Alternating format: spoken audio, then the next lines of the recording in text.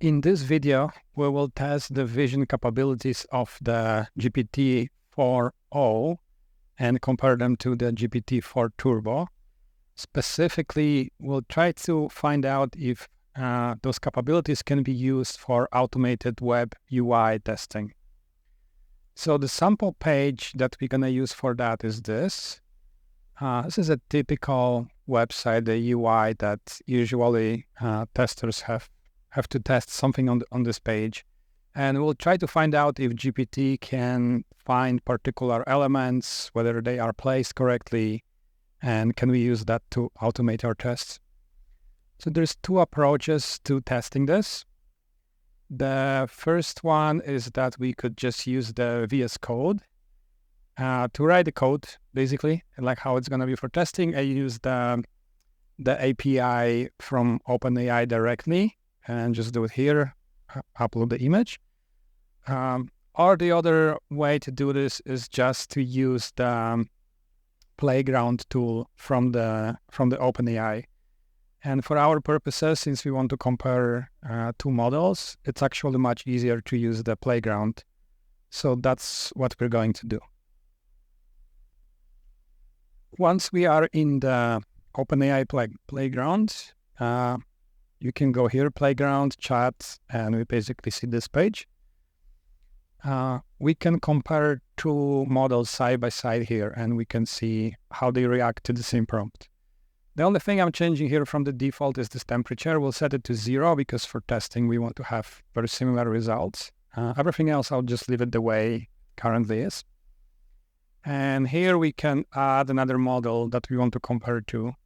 So on the left side, we'll have the turbo, and on the right-hand side, we'll put the GPT-4o. And that's all the setup that we need. So first thing we need to do is to set up the system prompt, system instructions. So we can do it here, and as I enter in on one side, it automatically shows up also on the other side because they are synced here. So our system prompt is as follows. You are an expert at testing user interface of web applications. You will be provided with a screenshot of a web application interface. Analyze the attached screenshot very carefully because you will be asked very detailed questions about it. The next thing we have to do is to put the user prompt here at the bottom. So we'll put this, and these are basically the instructions that the GPT will have to follow in order to be able to test our UI. So what we have here is, it starts with the attached picture is a screenshot of a web application that you are testing. You need to make sure that the conditions listed in the below conditions tag are met. If all conditions are met precisely as expected, answered with only the text, and do not output any other text. If even one of the conditions is not met, explain the mismatch. And then we have and then we have a few conditions here. So first of all, we're saying that at the top left, IRM organization text is displayed prominently. And I'll switch back to the photo now. And you can see that this is the part that I'm talking about. In the left top corner, there's this IRM organizations text. So this one.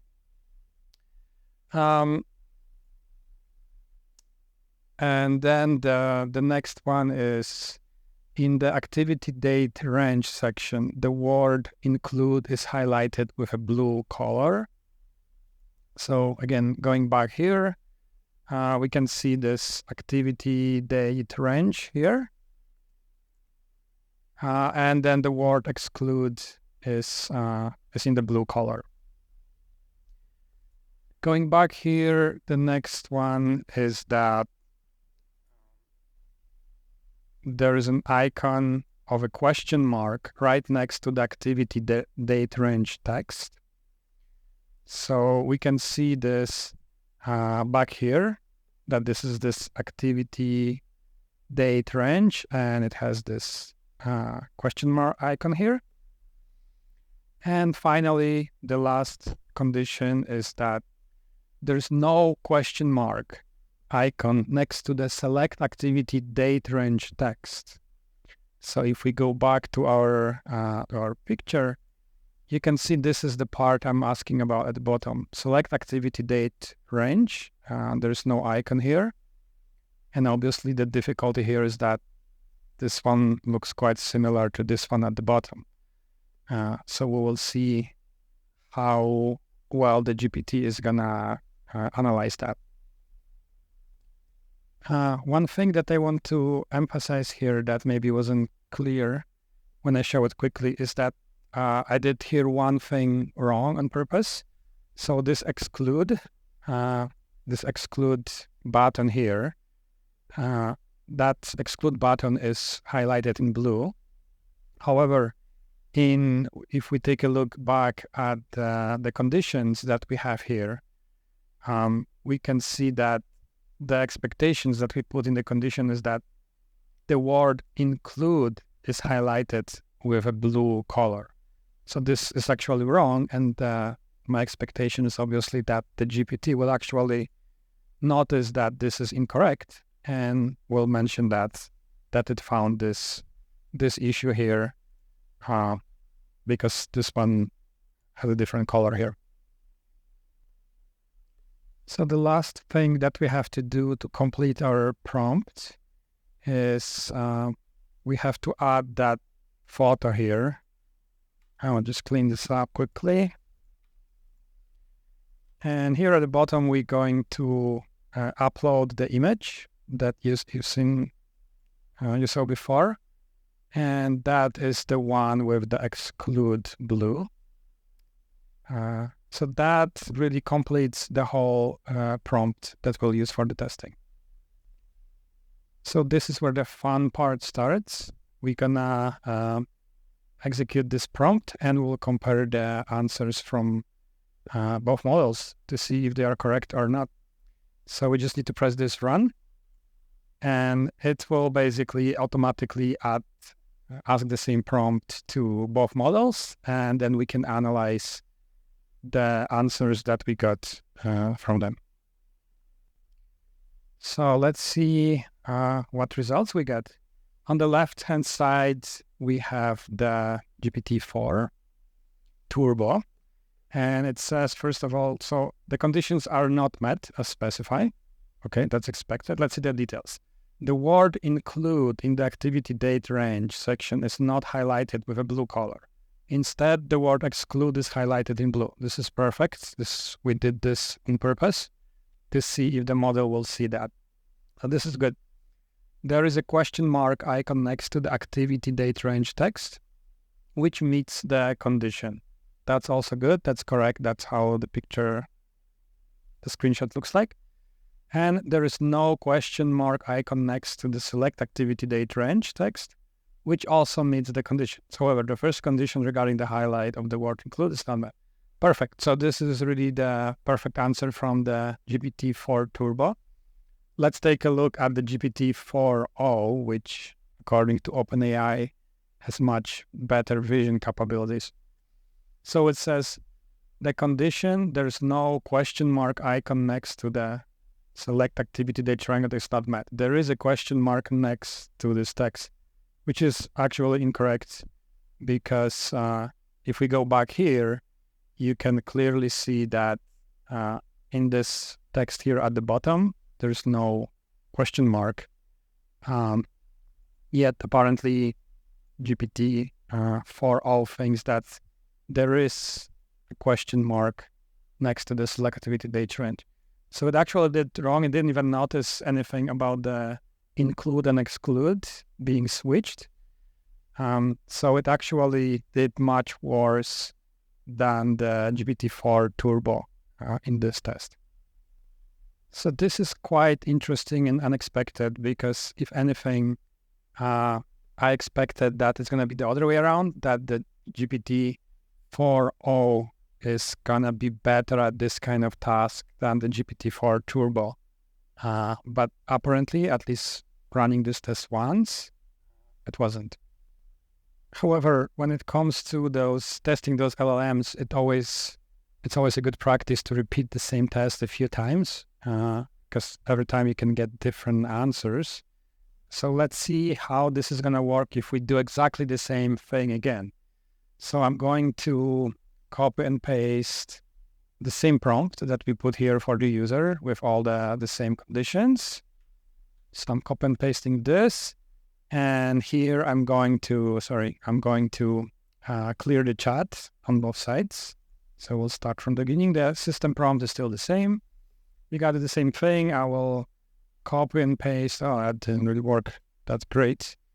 I'm copy and pasting the same text here. Let me just quickly clean this out just to make sure that it looks similar to how it was before.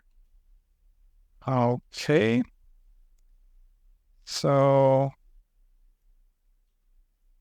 all right. So we have this, and then here at the bottom, we're going to upload the same image that we used before. So we're gonna have this, and let's run the same test again and see what the results we're gonna get from this time. So they are generating the response, and here we go. Let's see what we got here this time. So again, starting with the GPT-4-turbo, it correctly noticed that the word include and exclude are switched. This is good. There is a question mark next to the activity date range. Yes, so that meets the specified condition. And there's no question mark in that text at the bottom. So again, 4-turbo is correct about this. The first condition, it's also mentioned that first condition that was met, and that the test doesn't really pass because of that switched color in the include and exclude. So again, turbo is correct. Looking now at the GPT-4o, this time we can see that, yes, condition is met. This time it noticed that there's difference between this include and exclude. So it noticed that it's not what we were expecting, which is what we're expecting. There's an icon of the question mark, condition met, and there is no question mark next to the text. So great. This time it got everything correctly as we expected. So this time on the second run, it was actually also correct. So both models determined correctly that all those things on the page. Okay, let's do this all again and see what kind of results we're gonna get when we execute it the third time.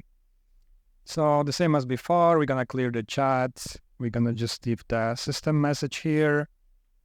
Here we adding the same exact prompt, and we are going to upload the same image as before. And let's run it. Let's see what happens. Takes a while to generate it, and I think we have our answers. Right, so the answer from the turbo is short and sweet, just telling us that the include and exclude are switched. From the 4o, we see that this one condition is met. It noticed include and exclude correctly. There is an icon of a question mark. Okay, condition met. So again, this one is the only one that's not correct. So this worked again this time. Let's repeat this test a few times to see if we're getting consistent results. Right, so the same as last time, we're going to clear the chat first. And just to make sure that this is not maybe caching this image or some information about the image, let's just start from scratch here. Bring everything going somewhere. Okay, let's do the turbo, compare, just setting up everything again. Here we're gonna put our prompt, and we need to also now add, again, the system instructions, exactly the same. Let's see how this is gonna look like now. We uploading the same image. And let's run it again.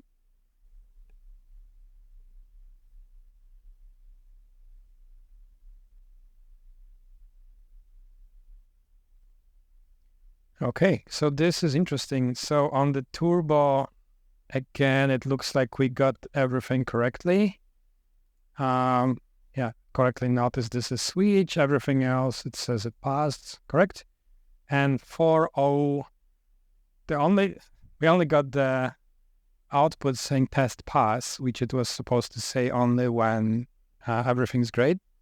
But of course, we know that the include and exclude are switched. So 4o didn't notice that again and basically gave us the wrong answer here. So let's try to run it one more time. Clear chat, and let's do it again. All right, here we go. Prompt again. Let's add our image and run.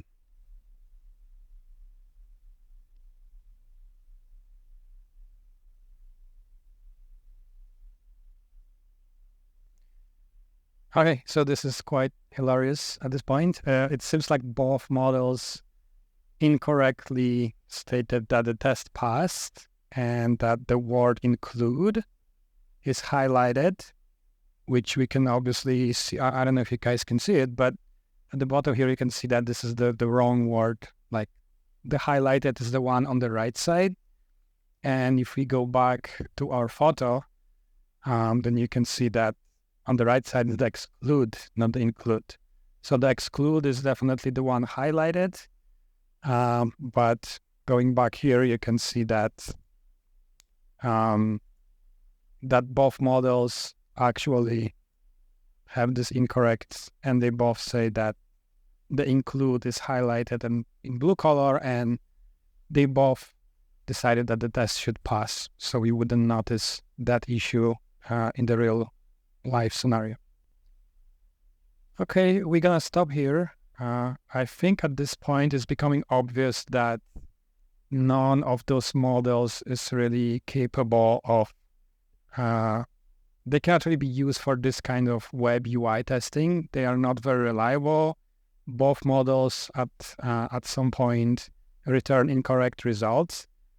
If we use them to automate this kind of tests, we would be getting lots of incorrect results, lots of leaky tests that just wouldn't work at this point. If anything, it looked like the turbo was giving us a little bit better answers, but I think maybe if we repeated this test a few more times, we would be getting different results. But I think it's pretty clear from this that they are not reliable for this kind of use cases. This probably looked a little bit tedious, like doing the same kind of tests over and over again. But that's actually how you should be testing those LLMs for the kind of activities, for use cases where you need reliable results from them. Even though the results like a little bit different every time, that's fine. But as long as it's correct, then it's good. And sometimes we try something new scenario with those LLMs, and we get the really great results, and we're like, wow, this is gonna work. This is perfect. But then actually when you repeat it a few times, do the same thing a few times, you may often notice that it's actually not very reliable if you keep repeating the same kind of use case. So that's unfortunately the case here. And in conclusion, I wouldn't recommend using any of those two models for this kind of web UI testing. That's all from me for today, and thanks for watching. Bye.